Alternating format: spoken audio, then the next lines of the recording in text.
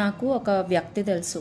ఆయన లోకంలో ఉన్న చెడ్డ కార్యాలన్నీ చేస్తాడు. కానీ చివరికి పులిపేంటి మీదకొచ్చి వాక్యం చెప్తూ ఉంటాడు, లేదా ఇంకా ఏదైనా ప్రేయర్ చేయడమో ఇలాంటివి చేస్తూ ఉంటారు. మరి ఇలాంటి వారిని దేవుడు లక్ష్య పెడతారంటారు. అతను ఫిజికల్గా రావచ్చు సన్నిధికి, కానీ దేవుడికి ఇలాంటి వారి మీద ఏం ఒపీనియన్ ఉంది ఒకసారి చూద్దాం. 24వ కీర్తన 3వ వచనం నుంచి చదివితే, యెహోవా పర్వతమునకు ఎక్కదగిన వాడెవడు? ఆయన పరిశుద్ధ స్థలంలో నిలవదగిన వాడెవడు? వ్యర్థమైన దానియందు మనసు పెట్టకయు, కపటముగా ప్రమాణము చేయకయు, నిర్దోషమైన చేతులను, శుద్ధమైన హృదయమును కలిగి ఉండువాడే. వాడు యెహోవా వలన ఆశీర్వాదమునందును, తన రక్షకుడైన దేవుని వలన నీతిమత్వమునందునని ఇక్కడ దేవుని వాక్యం తెలియజేస్తుంది.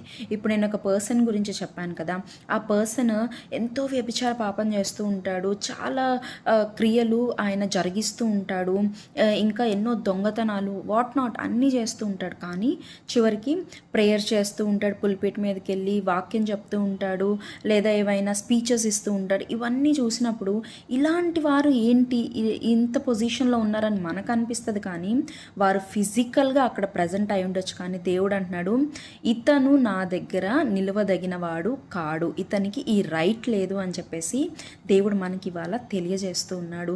మరి నీవు ఏ పొజిషన్లో ఉన్నావు?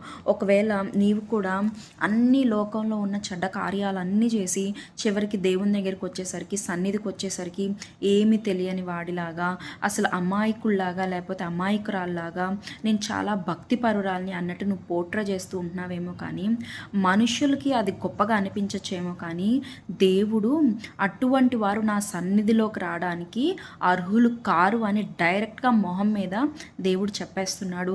నీలో నిర్దోషత్వం లేకపోతే నీవు అర్హుడివి కాదు, అర్హురాలివి కాదు.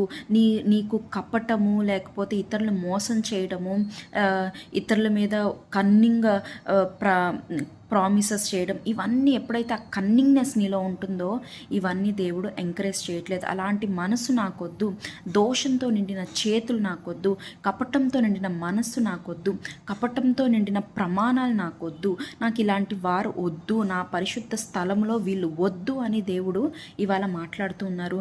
నీవు కూడా ఈ పొజిషన్లో ఉన్నావేమో, ఎన్నో చెడ్డ కార్యాలు చేస్తూ దేవుని దగ్గరికి వచ్చేసరికి పోట్ర చేస్తున్నావేమో మంచిగా, కానీ దేవుడు నిన్ను అసహించుకుంటున్నాడు.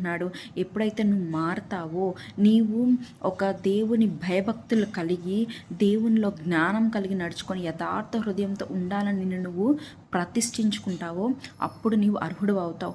ఇప్పుడు నీవు ఈ పొజిషన్లో ఉన్నంత మాత్రం ఎప్పటికీ నేను ఇదే పొజిషన్లో ఉండిపోతాను నువ్వు అనుకోవద్దు.